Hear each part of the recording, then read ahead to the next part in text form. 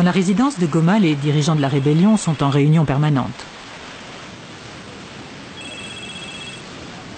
Le vice-président est Moïse Nyarugabo, un Tutsi du Kivu.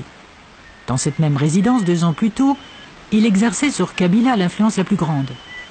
D'entrée de jeu, comme pour se défendre d'une accusation de trahison, il résume « Nous n'avions pas le choix ». Mais vous avez été pendant très longtemps un des plus proches de Kabila. Vous étiez son secrétaire particulier, vous étiez tout le temps avec lui. On vous voit partout sur les images avec lui. Oui. Quand est-ce que vous avez commencé à douter et pour finalement vous en séparer? Commencer à douter, c'est depuis longtemps. C'est depuis longtemps. Mais justement, ce doute allait grandissant. C'est au fur et à mesure qu'il y avait des faits nouveaux, c'est au fur et à mesure qu'il y avait des constats amers et nouveaux. Mais c'est plus tard qu'on s'est rendu compte que c'était... ça ne pouvait pas continuer. Mais vous ne vous êtes pas fait des reproches alors en vous disant j'ai quand même participé à sa mise en place, je l'ai défendu fidèlement et puis je me retourne contre lui. Et comment ça a pu se passer tout ça? Je pense que c'est tout à fait normal. C'est plutôt ceux qui ont participé à sa mise en place, ceux qui l'ont vu en quelque sorte naître et grandir, qui les connaissent mieux que les autres. Et c'est tout à fait normal que ce soit ceux-là, après lui avoir apporté conseil, après lui avoir tout dit, s'ils n'écoutent pas, je crois qu'ils sont mieux placés pour le ramener à la raison par toute voie.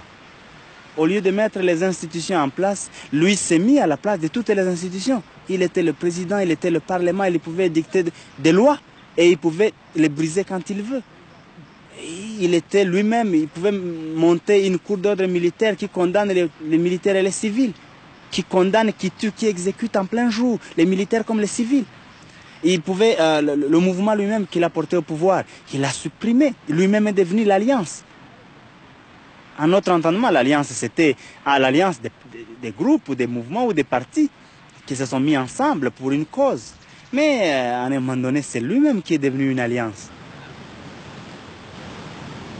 Les rebelles couvrent Kabila d'accusations, et quand un homme comme Alexis Tamboué, que nous avons vu arriver de Bruxelles, accuse Kabila de corruption, cela ne manque pas de sel.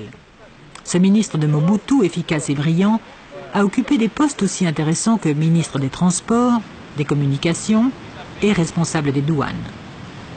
Alexis Tamboué s'en défend, mais on le dit milliardaire, et même qu'il finance la rébellion. Kabila lui a proposé le pardon, mais à une condition qu'il n'a pas acceptée. Alors il invitait tous les dignitaires, comme vous, à rentrer au pays, mais à condition qu'ils versent une somme d'argent, un peu en compensation des profits qu'ils avaient tirés du Mobutiste. Et vous n'avez pas voulu faire ça? D'abord pour la simple raison que je n'ai rien volé. Et puis, il faudrait poser la question de savoir, il y a eu quelques-uns qui ont payé. Cet argent est allé où? Cet argent est allé où? Trésor? Dans quel compte? Quelle écriture? C'est pour ça que vous ne vouliez pas payer, et au risque de ne pas pouvoir rentrer dans votre pays? Non, j'ai toujours été... Non, au risque de ne pas rentrer dans mon pays, je suis dans mon pays. Non, j'ai toujours considéré que la reconstruction est l'affaire de tous les Congolais. Entrer dans le cadre d'un processus de reconstruction de mon pays, je suis parfaitement d'accord. Mais entrer dans le processus d'un racket, où on vous communique un compte numéroté à l'étranger qui n'est pas le compte du Trésor, je ne suis pas assez stupide que pour accepter ce genre de jeu.